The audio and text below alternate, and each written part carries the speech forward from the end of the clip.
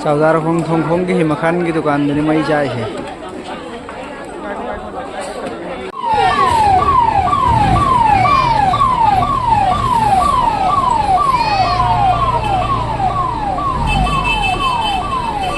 मई चाकलो रका lakh तरकान them होय जिक लागा हन रोय बियार पुन kana hukui na bo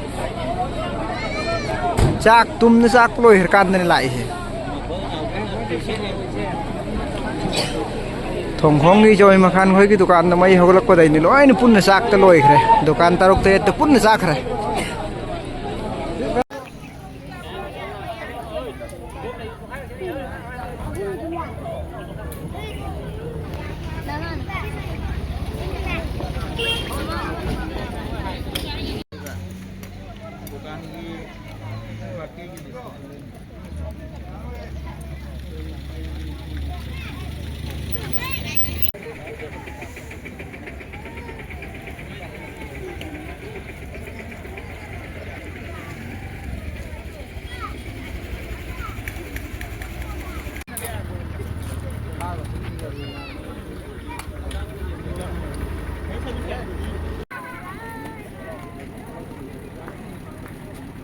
Wang kita. Hah? Ada uang ngantu ini kok.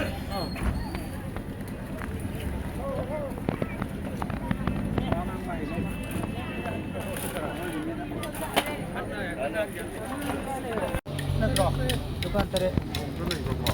Mamai mah, bagian size na.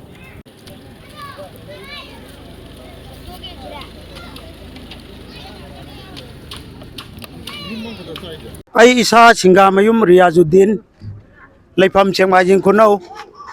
konuma mayai phal kendra gi manungda ngarang pung 10 makhai mukta bada himat khan gi dukan khanghaudana mai chaklak padagi mayam changduna kanba kanna honai adubu maina kanna chakiba maramna karigumba mata dukan gi polam sing kan bangam haude aduna maram oraga fire brigade fire service ki mioi singchu lai adubu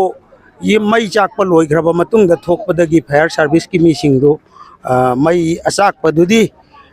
mai tan da kanbo ina thokre pot chaidi amta kalha wongamdre aduna maram oraga awa bataraba dukan gi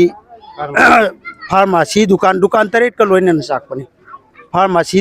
dukan Hazam chicken center subna harabda dukan taret ni mai cha ise ji sarkar gi majaidagi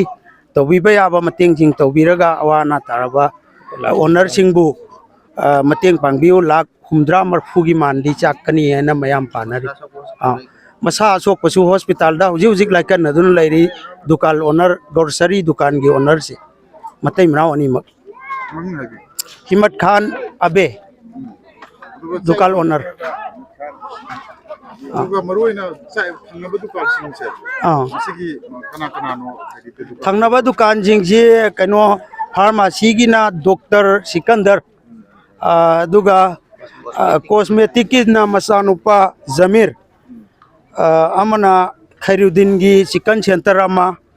adagi beef kina Binamel sayon ba si jingji loina saki bangakten ado chawrangna hoji phawda saiba man changje chawrangna kyam san lakh 100 marfu gi oigadra in khalli me amna panabda magi dukan si paisa oina madudi mapuna gangani aduga sana mohor ani muki changa ma chaki hai ado dukan ki man changa punna di lakh 100 marfu gi pot oigadra in mayam sina sumpane aduga thangana chaki ba mai singje si kari dagi mai je horpane na kamaina masi khanghaudana haurakpani mayam su tumna khiba tanjani na masi karim ta khanghaudre khangaudre hoji phawda masi kana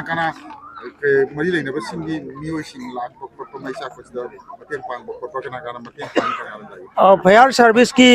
ꯒꯥꯔꯤ ꯑꯅꯤ ꯀꯛꯆꯤꯡ ꯗꯤꯁꯇ꯭ꯔꯤꯛꯇꯒꯤ Fire service ꯑꯃ ꯂꯥꯛꯏ ꯃꯌꯥꯡ ꯏꯝꯐꯥꯜꯗꯒꯤ ꯀꯩꯅꯣ Fire service ꯂꯥꯛꯏ social worker ꯎꯔꯤꯈꯣꯝꯕꯝ Ramesh ꯂꯥꯛꯏ ꯑꯗꯒꯤ ꯀꯩꯅꯣ ꯍꯤꯌꯥꯡꯂꯝ ꯄꯨꯂꯤꯁ ꯂꯥꯛꯏ ꯍꯤꯌꯥꯡꯂꯝ ꯄꯨꯂꯤꯁ ꯁ꯭ꯇꯦꯁꯟꯒꯤ ꯃꯤꯑꯣꯏꯁꯤꯡ ꯂꯥꯛꯏ ꯃꯌꯥꯡ ꯏꯝꯐꯥꯜ ꯄꯨꯂꯤꯁ ꯁ꯭ꯇꯦꯁꯟꯒꯤ ꯃꯤꯑꯣꯏꯁꯤꯡ ꯌꯦꯡꯕ ꯊꯤꯕ ꯃꯣꯏ ꯔꯤꯄꯣꯔꯠ ꯊꯥꯕꯣꯠ ꯏꯕ ꯂꯥꯛꯏ ꯑꯍꯦꯟꯕ ꯁꯤꯗꯩꯗꯤ ꯄ꯭ꯔꯦꯁꯀꯤ ꯑꯩꯈꯣꯏ ꯏꯆꯤꯜ ꯏꯅꯥꯎꯁꯤꯡ ꯂꯥꯛꯑꯒ ꯇꯧꯕꯤꯔꯤꯁꯤꯅꯤ ꯑꯗꯨ ꯍꯧꯖꯤꯛꯁꯦ ꯑꯁꯣꯛꯄꯁꯦ ꯍꯧꯖꯤꯛ ꯔꯤꯝꯁꯇ ꯂꯩꯔꯦ ꯍꯥꯏꯌꯦꯀꯣ ꯃꯁꯤ ꯍꯧꯖꯤꯛ ꯐꯒꯠꯄ ꯀꯔꯤ ꯀꯟꯗꯤꯁꯟꯗ ꯂꯩꯔꯤ ꯑꯩꯈꯣꯏ ꯍꯧꯖꯤꯛ ꯄꯥꯎꯁꯤ ꯄꯥꯎ ꯂꯧꯖꯗ꯭ꯔꯤ ꯑꯩꯈꯣꯏ ꯃꯤ ꯈꯔ ꯂꯩꯈ꯭ꯔꯤ ꯈꯤꯇꯪ ꯁꯦꯔꯤꯌꯁ ꯑꯣꯏꯅ ꯂꯩ ꯍꯥꯏꯕ ꯄꯥꯎꯇ ꯈ꯭ꯋꯥꯡꯗꯩ ꯃꯈꯥ ꯆꯥꯛꯄꯅꯤ ꯁꯦꯔꯤꯌꯁ ꯈꯤꯇꯪ ꯑꯣꯏꯕ ꯃꯥꯜꯂꯦ ꯀꯔꯤ ꯍꯥꯏꯕꯤꯅꯤꯡꯉꯤꯕ ꯍꯧꯖꯤꯛꯁꯤ ꯑꯋꯥ ꯑꯅꯥꯁꯤ ꯃꯇꯦꯡ ꯄꯥꯡꯕꯤꯕ ꯁꯔꯀꯥꯔꯒꯤ ꯑꯃꯗꯒꯤ ꯂꯅꯥꯏ ꯑꯣꯔꯒꯅꯥꯏꯖꯦꯁꯟꯁꯤꯡꯒꯤ ꯃꯥꯏꯀꯩꯗꯒꯤ ꯑꯋꯥꯕ ꯇꯥꯔꯤꯕ ꯏꯃꯨꯡꯁꯤꯡ ꯗꯨꯀꯥꯟꯗꯥꯔꯁꯤꯡ ꯃꯈꯣꯏꯁꯤꯡꯁꯤꯗ ꯃꯇꯦꯡ ꯄꯤꯕ ꯌꯥꯕ ꯄꯤꯕꯤꯕ ꯈꯨꯜ ꯂꯩꯀꯥꯏꯒꯤꯁꯨ ꯍꯣꯠꯅꯕ ꯌꯥꯕ ꯍꯣꯠꯅꯔꯤ पंचायत की वार्ड नंबर 4 की एक्स मेंबर ने अना मियाम की मांग थमजनी वफमदी खंगहौदना ngarang हौखिबा नवेंबर की तांग 13 नुमिदांग पुंग 10 मखाई ताब मतमदा इम्फाल वेस्ट की अरोइबा जगह लेरिबा अखोगी लफुपाट कोनुमा हारिबसिगी थोंखोंग जगह सिदा लेबा कैथेल मोइना लेरिबा जगह सिदा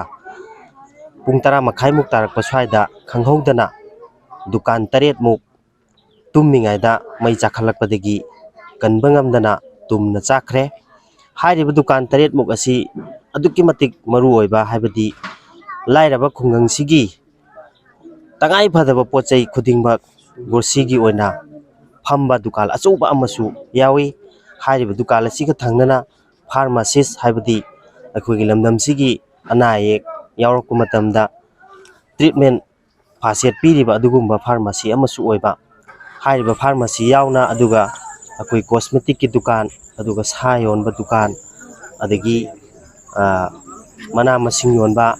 हारिबा पुनसलगा दुकान 8 मुक असी खंगहौदना पुंग 10 मखाई मुक तारकपा स्वाइदा मैसी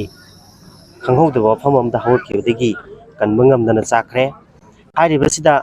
अखोई मरी लेनबा फायर पिकेट हाइबदी इम्फाल वेस्ट की मैं इम्फाल पुलिस स्टेशन दकिसु लाई अदुगा हियांगलम केंद्र की हियांगलम पुलिस स्टेशन दकिसु लाई लाकपदी अदुबो खतंग थेंगतने यौबिरखिबना मरम ओरगा हाइरिबसी कनबा हाइबदुमदी ngamhौद्रे अदुबो हौजिक लमदमसिगी वारबा सोथरबा लमदमसिदा असिगुमलबा दुकान सिंग अमदी फार्मेसी सिंग असिना मियामगी सेवा तौरगा मतेंग पांगलिबसी ngasi लमदम असी यामना हंथबा जगह लेरुबनिना असिगुमलबा दुकान सिंग असी मांगखिबना मरम ओरगा हेना अवाबा लमदम अमा इरमदम अमा हाइबदु ओइगदौरे मरम असिना चाखरिबसिदा प्रॉपर्टी सी यामद्रबदा चौराकना सुम पाबनी अखोई कुपनति पाजदे लुपा लाख 50-60 मुक्की पोती ओइखरे अदुगा ग्रोसरी दुकान सी मतिक चाना इम्फाल दा फंगबा अदुगुमलबा पोचै खुदिंग मक अदु मफम सिदसु फंगनबो होनबा दुकान अमने अदु महाकी युम मसी दुकान सिदा युम मोइना अदुम लेक चारगा सु लैजबने अदु महाक तुमिंगाइदा मागी थमजरिबा सना लुपा सेन थुम यावना लुपा लाख 10 मुक अमसु हाइरिबा मै चाकपस्ते यावख्रे मरबसिना मरी लेनबा अथॉरिटीना असिगुमलबा सोथरबा इरमदम असिगी लैजरिबा दुकान सिंग असि चाखिबसी मतौ करमना हानगी फियमदा हंजल हनबिगदगे हाइबगी मरी लेनबा अथॉरिटीने एंसनबिरगा मांगख्रिबा प्रॉपर्टी सिंग असिबु हंगत हनबिनबा अमदी दुकान सिंग असिबु मतिक चाबा दुकान अमा हल्लगा साबिननबा मरी लेनबा सिंगी माइगैदा मसी आईएसटीबी की खुथांगदा लमदम असिगी वार्ड मेंबर एक्स मेंबर अमोइना मियामगी महुत सिनजरगा आईएसटीबी की खुथांगदा मफम असी थमजरी अदुगा पैसु हौजिक मरुइना दुकान की मपुजे हां अदेना सोइसे कनानो माजिक काका ख्वाइदगी हेना सोइबसी ग्रोसरी तौरिबा दुकान मपुसिनी महाक सिंगामयुम हिम्मत खान कवे अदुगा महाक से हौजिक महाकना खंगहौदना हौरखिबदु तुम हगलकपदा मासी ज्ञान मांगिदना ngaubadigi kanba ngamgudre ma mainakta chungchandana khosandana khara hotnabadagi mahaksi aru phiamda yamna makhwangi makhasi pura sokre hojik surgery tawdragadi mahaki phibamsi phagalapa ngamoina doctor na haina takpiri hojik jenims se yengaba matungda rims ta refer tawraga leire aduna grocery tawribasin Himat Khan kawi aduga pharmacist tawribasina akhoi doctor Sikandar kawi mahaksi pharmacy khakta nate akhoi compounder mo inasu lamdam sigi ana ay khuding makta faset piba ngamba aduguma doctor amani mahakna sumiyang mi sewa sauna tawraga lakpani aduka mahaki masanupa Jamirena Amansulai mahakna su haiba pharmacy sigi mating pangala adumana mahaksu leijabani aduga cosmetic ki dukan su achauba ama thangnana haiba sida dum leibani mahaki masanupa Jamir harisina tawbani mahaki sisu yamdrabada lupa lak manga gi mathakta oiba posai thambani adu karigumba bau kanba ngamhautre hoji akhoi gi lakpiriba press ki singnaw singnasu uribasini karigumba awa hoga lokhatngai yaukidre aduna hairiba anaba sisu chicken center aduga Himat Khan ko so is kana sokpadi maki Himat Khan gi loinabi akhoi gi abi baby kawe mahak su khara soi dog henjana soi sina Himat Khan haribasi yam thina sokre aduga sayon ba dukan chicken haga khardin adagi aslam hariba moisigina sayon ba habidi chicken center oina leiba ado makhoi gi jisu adum